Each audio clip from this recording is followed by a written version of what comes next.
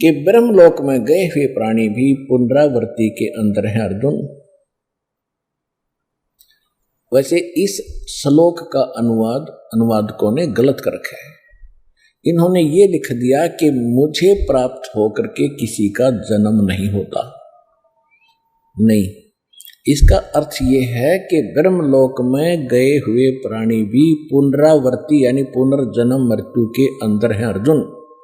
और जो ये नहीं जानता कि ओम के जाप वाला ब्रह्मलोक में गया, ब्रह्मलोक में गए हुए भी जन्म मृत्यु में रहते हैं, वो मुझे प्राप्त होकर भी पुनर्जन्म है अर्जुन। मुझे प्राप्त होकर भी उनका पुनर्जन्म है अर्जुन। इसका यथार्थ अनुवाद ये है। उन्होंने गलत कर रखा है। यदि उनकी माने एक गलत अनुवादकों की, ये झूठे अनुवाद कर रखे, इनको ज्ञान नहीं था। यदि इनकी बात को बड़ा करें कि गीता ज्ञानदाता ये कह रहा है कि मुझे प्राप्त होकर किसी का जन्म मृत्यु नहीं होता, ये गीता अध्याय नंबर 2 के श्लोक नंबर 12 में, गीता अध्याय नंबर 4 के श्लोक नंबर 5 में और 9 में, गीता अध्याय नंबर 10 के श्लोक नंबर 2 में ये स्वयं स्वीकार करता है कि अर्जुन तेरे और मेरे बहुत जन्म हो चुके हैं, तू नहीं जानता, मैं जानता हूं। हम पहले भी जन्मे थे, आगे भी जन्मेंगे, केवल वर्तमान में ही नहीं है।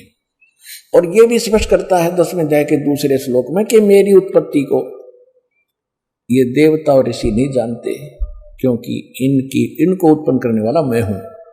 क्योंकि ब्रह्मा विष्णु महेश ये 33 करोड़ देवता, 88,000 ऋषि, जो ये सभी इस काल भगवान ब्रह्म की उत्पत्ति है। दुर्गा इसकी पत्नी है ब्रह्म की, और ब्रह्मा विष्णु महेश इसके प्रथम 3 पुत्र हैं। प्रथम ब्रह्मा, सेकंड विष्णु और थर्ड शिव। इसके बाद फिर ये उत्पत्ति इनसे हुई है, कुछ दुर्गा के वचन से हुई है। तो इस प्रकार ये काल की सृष्टि प्रारंभ हुई है।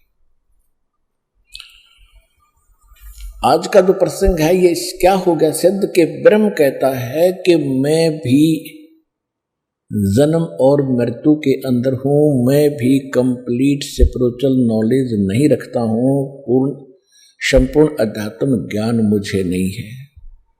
चौथे अध्याय के 34वें श्लोक में इसने कह दिया कि उसको तत्वदर्शी संतों के पास जाकर पूछो और वो बताएंगे।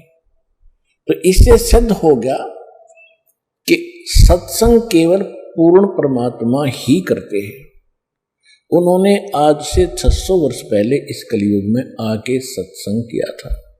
परमेश्वर कबीर जी ये पूर्ण परमात्मा है, सच्चिदानंद घन ब्रह्म है। इनको संत भाषा में सत्पुरुष कहते हैं।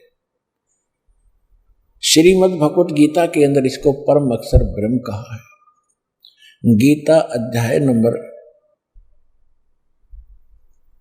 7 के श्लोक नंबर 29 में गीता ज्ञान दाता कहता है, वैसे तो गीता अध्याय नंबर 7 के अंदर बहुत कंप्लीट ज्ञान है, बहुत अच्छा ज्ञान है।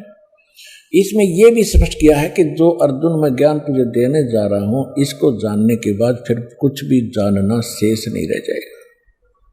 इसमें क्या बताया है, 7वें अध्याय के 12 से लेकर 15 तक तो ब्रह्मा विष्णु महेश इन देवताओं की भक्ति करने वालों की स्थिति बताई है, उनका क्या होगा।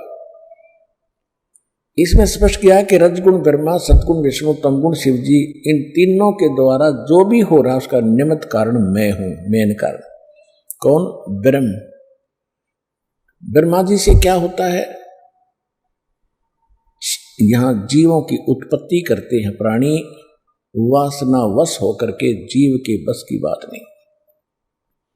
जैसे किसी ने शराब पी रखी है तो उसको चक्कर आना, गिर जाना, लड़खड़ा कर चलना, टुटला कर बोलना उसके बस की बात नहीं, उसके उस नशा है। इसी प्रकार इस ब्रह्मा जी से निकल रहे रजगुण के प्रभाव से सभी प्राणी युवा होते ही इनके ऊपर ये प्रभाव अपने आप ऑटोमेटिकली इफेक्ट करता है, जीव के बस की नहीं करती। तो जिस कारण से संतानों उत्पत्ति सभी प्राणी करते हैं, तो इससे क्या हो रहा है, जीवों की उत्पत्ति, मनुष्यों की उत्पत्ति जिनको ये खाता है। और विष्णु जी के सतोगुण से क्या है कि यह सतिथि एक दूसरे में मोह ममता प्यार और संपत्ति में मोह, माता पिता में ममता, बच्चों के अंदर प्रेम, पति पत्नी का, भाई बहन का प्यार, तो ये एक ऐसा जकड़ दिया जीव के बस का नहीं, इससे इधर उधर टस से मस हो जाए। और तीसरे देवता का आपको पता ही है क्या करता है, सबको मारता है, हर फिर भी हम इनको पूजते हैं। बताओ हमारी अकल पर पत्थर पड़ गए थे। तो क्या कहता है गीता ज्ञानदाता यानी ब्रह्मा विष्णु महेश का पिता के रजगुण ब्रह्मा, सतगुण विष्णु और तमगुण शिव जी के द्वारा जो भी इन तीनों गुणों से जो कुछ हो रहा है उसका मुख्य कारण मैं हूं, परंतु मैं इनमें नहीं और ये मुझ में नहीं, क्योंकि ये इनसे अलग रहता है और इनको बना दिया इन्होंने, एक एक गुण युक्त पैदा कर दिया। ये बहुत बार आपको सृष्टि रचना में बताया है, ये कैसे रजगुण बने, कैसे सतगुण बनाए, कैसे तमोगुण बनाए, और इनसे जो कुछ हो रहा उसका निमित्त कारण मैं हूं, क्योंकि इसने 1 लाख मानव शरीरधारी प्राणियों को खाना पड़ता है। ये ऊपर का कवर यहां रह जाता है। सारे जीवन में जैसे भी ये सब शराब पीता है, तम्बाकू पीता है, तम्बाकू खाता है और चटपटे आहार करता है, उसकी वासना सूक्ष्म शरीर के अंदर लिप्त होती रहती है कुछ अंश, जैसे बादाम की गिरी खाने की होती है, ऊपर का छिलका नहीं। तो ये ऊपर का छिलका ये यहाँ छोड़ देता है, अंदर से वो गिरी निकाल कर तपतशिला यानी एक तवी के ऊपर, बहुत बड़ा तवा है पत्थर का, उसके ऑटोमेटिक गर्म रहता है, उस पर पटक देता है